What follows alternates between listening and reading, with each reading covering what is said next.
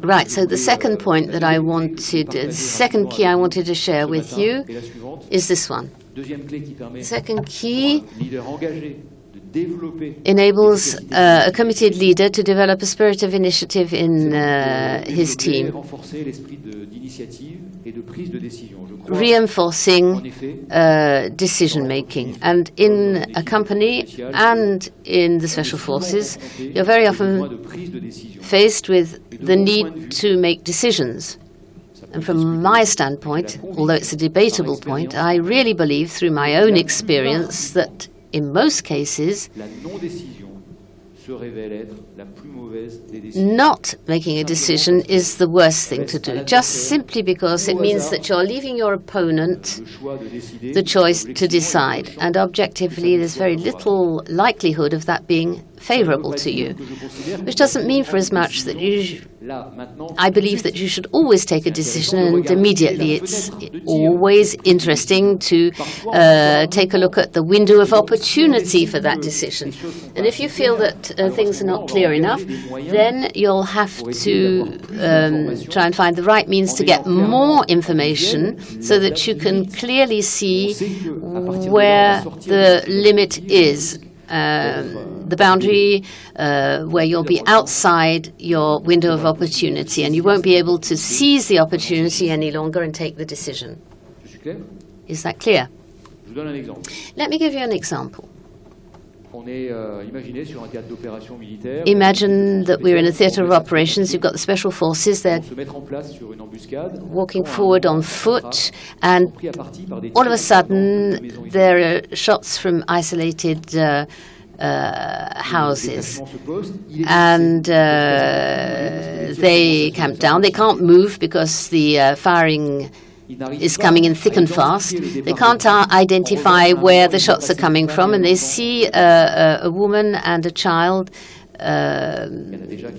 coming forward between two houses, and there they've already understood that the decision is not going to be easy to make. You've always got to make difficult decisions in companies too.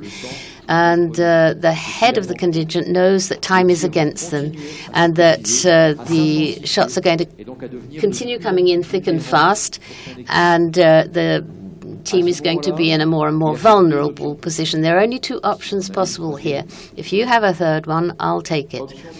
Option number one: you maneuver the contingent, identify where the shots are coming from, but to do that you're going to have to expose your soldiers. So there's going to be a risk for their lives there. But you'll spare the life of the woman and the child. Option number two: you get in touch by radio with the air cover, and within 18 minutes you'll have planes coming over to bomb the houses. The advantage is that you'll have spared the lives of your men, but the drawback is that you know that there were not only these sharpshooters in the houses.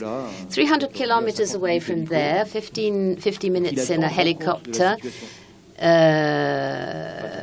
the boss is going to take a look at his map on the wall and take a look at the situation. What's he going to say? Well, priority is to make sure that your men are protected, or he might say the priority is the life of these innocent victims.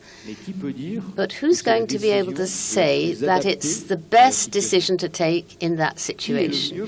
Who is the person in the best position at that point in time to take the most suitable decision? The guys who are down there. You saw the film Gladiator, the one who picks up the earth and smells it and tastes it and tests the wind, and who opens up his chakra, puts his head up to try and identify all the threats and all the opportunities around him, and seize the opportunities and avoid the threats. Well, that example is an example that is a very common one in the Special Forces. We work with teams that are decentralized, which is why it's necessary to develop the spirit of initiative and decision-making. So how do you do this? And it's something that you can obviously do exactly the same way in a company, in a corporate environment. First of all, the first thing you need to do is to apply what the military call the principle of subsidiarity. Subsidiarity is the principle of making people accountable at the lowest level. That's to say, you take a given problem, and the boss is competent to deal with that, yes. The next one down as well, yes. But the one after him, no. And you can always use that and say, well, it's up to you to deal with that problem. Why get the whole chain of decision-making involved if on a lower level the guy has the competencies to deal with the problem? You might not want to leave him all on his own. You need to support him. The manager has a role to play there. You don't say, that's your problem, and you're going to shoulder the brunt of it. You'll have to support that person, but on the basis of that, that person is probably the best suited to take that decision. And I firmly believe that the more you are working in an uncertain environment, the more important it is to decentralize decision-making. And what I've just told you is what I'd say called counterintuitive, because in most cases, in my case, when I was a young manager, when I could see the world darkening around me, I'd usually pull in the reins and try and break Jolly Jumper to a halt. But now, I'm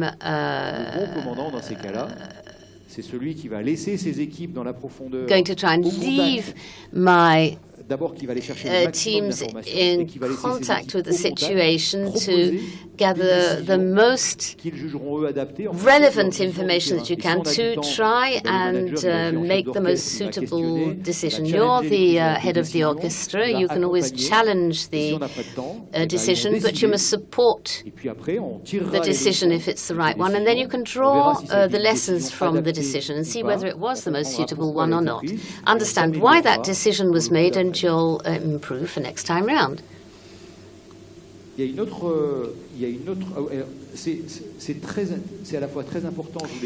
It's very important to make sure that the decision-making tree becomes simpler, because there are far too many structures that are stifled by the complexity of the system, and you are not proactive enough because you can't go fast enough. A manager can't do everything. They've got teams to help them. And another virtue is accountability. Because if I'm the manager and I take all the decisions, how are you going to improve the competencies of your staff? And you'll end up by creating people who just wait for you to say what needs to be done. You may smile at that, but not long ago I was talking to a big bank. We'd been working with them for several months because the boss just didn't believe it, but his teams had applied an unsuitable procedure that had taken them right into the wall. They knew it was unsuitable, but they still applied the procedure, and he was very discontent with the situation. Once we'd analyzed the situation, we found out that if they didn't apply the procedure, then the compliance department cancelled their bonuses. So therefore they applied it. The problem is that it's very you're in a vicious circle there. It's very difficult to get out of that situation if you don't analyze it properly. So you've got to make people accountable, encourage them to say stop. Warning, there's a problem here. We've got something to propose. Get back the information, make the decisions, debrief together, and their people are going to become accountable. You can't do that without breaking eggs sometimes, but at least you'll draw lessons from it. The last point to reinforce team spirit following the principle of subsidiarity and after setting the example is this. So stay seated. In fact, this may not surprise you, because when I first talked with Michel, he said, okay, I do agree with this. So this last point is accepting the right to mistake, the right to be wrong. This is not very part of the French culture, accepting the possibility for someone to be wrong. And yet, you have to understand that you cannot have any creative process or any continuous improvement if you don't access the right to make mistakes.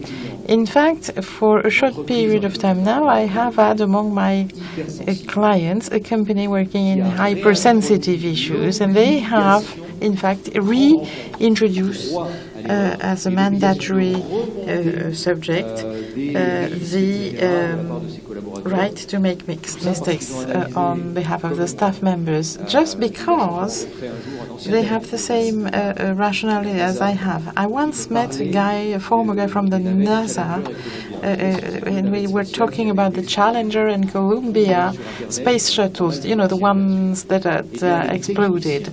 In fact, the technicians and the engineers of the NASA identified a problem in the seals, in the sealants. I never read that they were obviously certain that this would lead to the explosion of the space shuttle, but still. The probability of the risk seemed to be extremely low, but yet the risk had been identified and was not fed back. Why so? Well, because the motto of NASA at that time was success is not an option, it's either success or success. No right to make mistakes. Failure is not even to be contemplated. If you tell this to a white cappy, you will never have this kind of. This leads to immediate failure, because it leads to lying or under-reporting. And I see that more and more companies are reintroducing the right to make mistakes. Of course, if you don't walk the talk, if you don't, if you crucify the first one who's been making a mistake, then you would certainly not get too many results. But if you illustrate the example, it's fine. Now, of course, what is not acceptable is not to draw lessons from mistakes, because it's the only way you can improve. But you cannot have a creative process without a mistake. Just think of the number of inventions which resulted from mistakes. You never make it right from the first attempt. You eventually finish with something which is good just because you've been making mistakes and you've been able to draw lessons from experience. Churchill is a guy full of quotations, and I like this one in particular. He said that success was just a succession of failures.